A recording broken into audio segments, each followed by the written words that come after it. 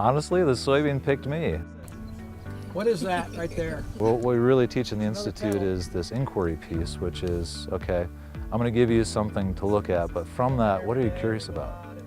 Realizing that science is curiosity-driven, evidence-based, we really take them through the science and engineering practices to help them really understand what a scientist does. It's crazy right there.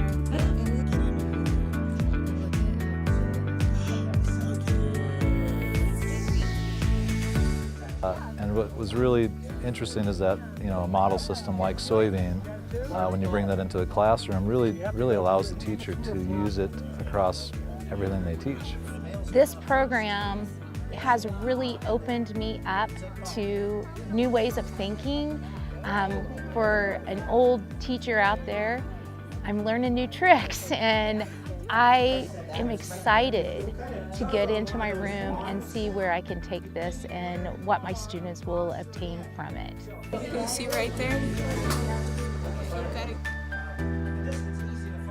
Making informed decisions come from critical thinking, and if we can get that established early on from kindergarten on, watch out. Kansas is going to be leading. It's amazing to see we put a little bit of inquiry behind it where we can go.